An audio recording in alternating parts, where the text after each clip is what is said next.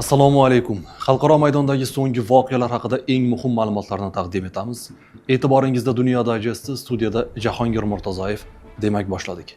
No, I'm number one on the kill list for Iran. I like being number one on TikTok better, but I'm number one on the list for killing. Eron Trampga suiqasd uyushtirishni rejalashtirmoqda.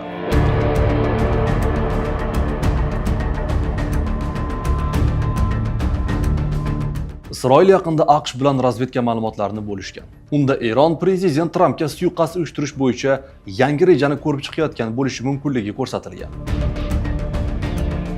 Ushbu ma'lumotlarni shunchaki mish-mish deb bo'lmaydi. Haqiqatan ham Tramp oxirgi hafta ichida o'z xavfsizligi, ayniqsa Eron tomonidan ehtimoliy suiqasddan ehtiyot choralarini ko'rmoqda. Masalan, Prezident Donald Tramp Anqaradagi NATO sammitiga Qatar sovg'a qilgan samolyotda kelgan edi, biroq sammit yakunlangach u mamlakatni eski Air Force One samolyotida tark etdi. Trampning so'zlariga ko'ra, samolyot AQSh maxfiy xizmati tavsiyasiga binoan ehtiyot chorasi sifatida almashtirilgan. Biroq prezident xavfsizligiga nisbatan aniq tahdid bo'lmagan. Qatar sovg'a qilgan samolyot hali Air Force One'ning barcha xavfsizlik va aloqa tizimlari bilan jihozlanmagan. Shu bilan birga Tramp samolyotni almashtirish qarorini nostalgiya bilan ham izohladi. U yangi samolyotni amerikalik harbiylarga namoyish etishni istaganini aytdi. NATO sammiti 7-8 iyul kunlari Anqarada bo'lib o'tdi. The New York Times yozishicha, Tramp eski prezident samolyotiga chiqqach, jurnalistlar va boshqa yo'lovchilarga parvozdan oldin illyuminatorni yopish buyurilgan. Ko'rilgan choralardan shunisi ma'lumki, barcha harakatlar Trampga ehtimoliy hujumning oldini olishga qaratilgan. Bayden ma'muriyati davrida Air Force One dasturi uchun mas'ul bo'lgan Andrew Hunterning aytishicha, Qatar sovg'a qilgan samolyotni prezident bort talablariga to'liq moslashtirish 1 yildan ortiq vaqt oladi.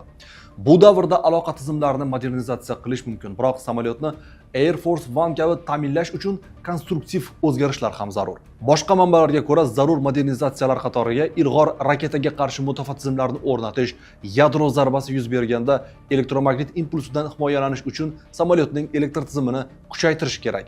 Hozircha ushbu modifikatsiyalar yangi samolyotga o'rnatilgan yoki yo'qligi noma'lum. Trampning o'zi ham 8-iyul kuni Eron AQSh yetakchisi, ya'ni o'zini yo'q qilmoqchi ekanini aytdi. Men Eron uchun suiqasd uyushtirilishi mumkin bo'lgan insonlar ro'yxatida birinchi o'rindaman degan u. 8-iyul kuni Tramp AQSh va Eron o'rtasidagi sulh tugaganini ham ma'lum qilgan. Shundan so'ng AQSh Erondagi 90 ta obyektga aviazarbalar berdi. Eron bunga javoban AQShning Kuvayt va Bahrayndagi harbiy bazalarini nishonga oldi. Нанесение массированных групповых ударов по инфраструктуре военно-промышленного комплекса Украины и объектам, обеспечивающим ее функционирование, должно быть продолжено.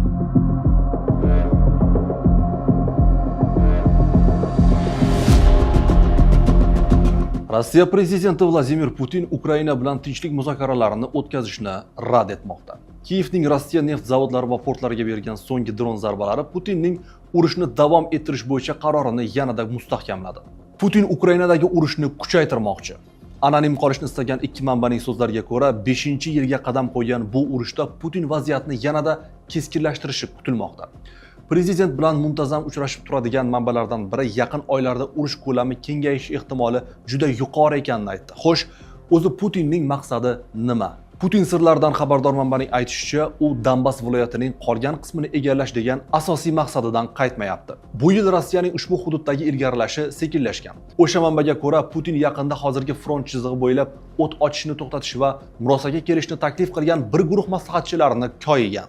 Ikkinchi manba esa Putin Rossiya tez orada Donbassni to'liq egallashiga ishonishini aytdi. Bu ma'lumot AQSh prezidenti Donald Trampning urush yakuniga yaqinlashayotgani haqidagi bayonotidan so'ng paydo bo'ldi. Tramp avvalroq Putin va Zelenskiy bilan alohida telefon orqali muloqot qilgan. Shuningdek, NATO sammitida Zelenskiy bilan ham uchrashgan edi. Rossiya prezidenti iyun oyida Zelenskiyning uchrashuv o'tkazish va o't ochishni to'xtatish haqidagi chaqirig'ini ham ochiqchasiga rad etgandi. Rossiya qo'shinlari bu yil 1200 kilometrlik front chizig'ida qiyinchilik bilan ilgarilamoqda. Ukraina dronlari Rossiyaning askar soni bo'yicha ustunligiga qaramay samarali kurashmoqda. Rossiya so'nggi haftalarda Donetsk viloyatining muhim mudofaa qal'asi bo'lgan Konstantinovka shahriga hujum qilmoqda. В Узбекистане воды не хватает. Да и земли желательно, чтобы побольше было. Ну, у нас в Беларуси это есть. Не хватает порой рабочих рук. Так мы мечтали бы, чтобы узбекские, именно узбекские люди семьями приезжали в Беларусь, поселились здесь, получили помощь здравоохранения, если нужно образование, и развивались. Нам это очень нужно для того, чтобы не пустела земля белорусская.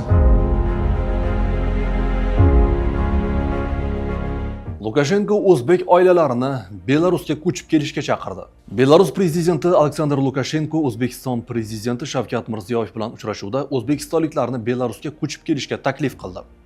Bu Belarus prezidentining O'zbekistondan migrantlar kelishini yoqlagan ilk bayonot emas. U mart oyida O'zbekistonning Belarusdagi elchisi Rahmatullo Nazarov bilan uchrashgandi. O'shanda u o'zbekistonlik migrantlarni qabul qilishdan mamnun ekanini aytgandi. O'zbekistonda suv yetishmasligini aytishdi. Yer ham ko'proq bo'lgani ma'qul. Belarusda bularning barchasi bor. Bizda ba'zan ishchi kuchi yetishmaydi. Shunday ekan aynan o'zbeklar oilasi bilan Belarusga kelishini, bu yerga joylashishini, zarur bo'lsa, sog'liqni saqlash, ta'lim sohasida yordam olishini va rivojlanishini istardik. Belarus yerlari bo'shab qolmasligi uchun bu bizga juda zarur. Keling, birga ishlaymiz. Belaruslar o'zbeklarga juda yaxshi munosabatda, juda yaxshi. Xuddi O'zbekiston fuqarolari belaruslarga bo'lganidek. Bundan foydalanish kerak. Keling bir-birimiz tomon harakatlanaylik. Prezidentlarning irodasi, qo'llab-quvvatlashi bor. Harakat qilish kerak.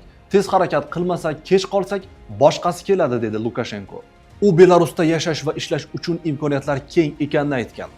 Belarus yetakchisi ulug' vatan urushi yillarida ko'plab belaruslar O'zbekistondan boshpana topgani va ularga insoniy munosabatda bo'linganini ta'kidlagan. Ma'lumot uchun Shavkat Mirziyoyev Belarus prezidenti Aleksandr Lukashenkoning taklifiga binoan 8-iyul kuni rasmiy tashrif bilan Minsk shahriga keldi. Poytaxtda davlat rahbarlarining tor doiradagi hamda rasmiy delegatsiyalar ishtirokidagi muzokaralar bo'lib o'tdi.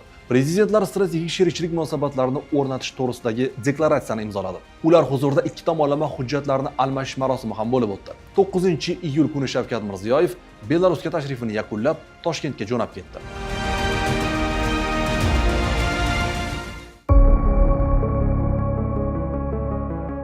Fransiyada jazirama issiq tufayli Golfish atom elektrostansiyasining ishlab turgan yagona reaktori to'xtatildi. Ma'lumotlarga ko'ra 9-iyul kuni mahalliy vaqt bilan soat 11:30 da ikkinchi sonli energiya blok o'chirilgan. Bunga reaktorni sovutishda foydalaniladigan Gorona daryosi suv harorati 28 darajadan oshishi prognozi sabab bo'lgan. Atom elektrostansiyasida har biri 1.3 gigawatt quvvatga ega ikkita reaktor mavjud. Biroq birinchi energiya blok mart oyidan buyon rejali ta'mirlash va yadro yonilg'isini almashtirish ishlari sabab ishlatilmayapti. 2026-yil iyun oyi G'arbiy Yevropa tarixidagi eng issiq oy bo'ldi. Mintaqadagi o'rtacha havo harorati so'nggi 10 yilliklardagi iqlim me'yoridan 306 darajaga oshdi. Global miqyosda esa iyun oyi 1991-2020 yillardagi o'rtacha ko'rsatkichdan 0.56 daraja. Sanoatlashuvdan oldingi davrga nisbatan esa 139 daraja issiqroq bo'ldi. Natijada u kuzatuvlar tarixidagi ikkinchi eng issiq iyun oyi sifatida qayd etildi. Dunyo okeanida harorat ham rekord darajaga yetdi. Anomal issiq Yevropada o'lim holatlarining ko'payishiga ham sabab bo'lmoqda. Masalan, Fransiyada 22-28-iyun oralig'ida jazirama tufayli qo'shimcha 2025 ta o'lim holati qayd etilgan. Ularning deyarli barchasi 45 yoshdan oshgan odamlarga to'g'ri kelgan. Xuddi shu davrda Germaniyada ham issiqlik oqibatida 4310 kishi vafot etgan. Jazirama Yevropa bo'ylab keng ko'lamli o'rmon yong'inlarini ham kuchaytirmoqda. Fransiyada 35 000 gektar o'rmon va boshqa o'simliklar yonib ketgan. Bu yilning shu davri uchun mamlakatdagi o'rtacha ko'rsatkichdan qariyb 4 barobar ko'proq. Ispaniyada esa yong'inlar qamrab olgan maydon 55,1 ming gektarga yetib, odatdagi ko'rsatkichdan qariyb 2 barobar oshgan. Buguncha sizga yetkazmoqchi bo'lgan xabarlarimiz shulardan iborat edi. Daryodan uzoqlashmang. Yana ko'rishguncha salomat bo'ling.